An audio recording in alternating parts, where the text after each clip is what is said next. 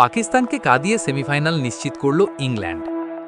Harry ব্রুকের দুর্দান্ত ব্যাটিংয়ে ৫১ বলে ১০০ রানের বড় ইনিংসে খুব সহজেই জয় তুলে নিল ইংল্যান্ড। অনেক আশা নিয়েই সালমান আঘা মাঠে নেমেছিল তার দলকে নিয়ে, কিন্তু সে আশা এক নিমিষেই ভেঙে দিল হ্যারি ব্রুক। পাকিস্তানের বোলিংদের তুলোধুনা করে সে একাই ম্যাচ জিতিয়ে নিয়ে গেল। পাকিস্তান প্রথমে ব্যাট করতে নেমে তেমন একটা সুবিধা করতে পারেনি। দ্বিতীয় ওভারে ১৪ রানে ১ উইকেট হারায় পাকিস্তান।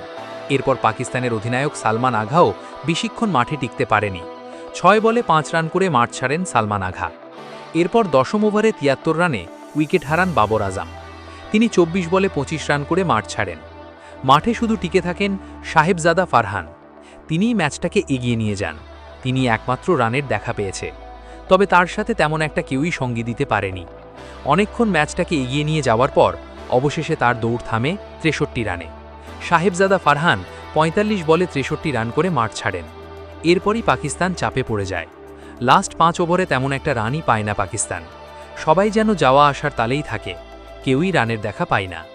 অবশেষে পাকিস্তান ৯ উইকেট হারিয়ে ১৬৪ রান করে ২০ ওভারে। পরবর্তীতে ১৬৫ রানের টার্গেটে মাঠে নামে ইংল্যান্ড। মাঠে নেমে প্রথম বলেই ১ উইকেট হারায় ইংল্যান্ড শাহিদ আফ্রিদির বলে। শুরুতে ইংল্যান্ড চাপে পড়লেও সেই চাপ আর বেশিক্ষণ থাকে না। দলকে চাপের মুখ থেকে সরাতে আসেন হ্যারি ব্রুক। তিনি একাই ম্যাচটাকে এগিয়ে নিয়ে যায়। তার অপর প্রান্তে উইকেট হারালেও তিনি তার মতো ঠান্ডা মাথায় খেলতে থাকে। তার দুর্দান্ত ব্যাটিংয়ে জয়ের মুখ দেখতে পায় ইংল্যান্ড। অবশেষে তিনি মাঠ ছাড়লেও জয়ের আবহাস দেখতে পায় ইংল্যান্ড। তিনি ৫১ বলে ১০০ রান করে মাঠ ছাড়েন। অবশেষে ২ উইকেট হাতে রেখে ১৯ ওভার ১ বলে জয় পায় ইংল্যান্ড। দর্শকবৃন্দ, এই ম্যাচকে ঘিরে আপনাদের কি মতামত অবশ্যই কমেন্ট বক্সে জানিয়ে যাবেন।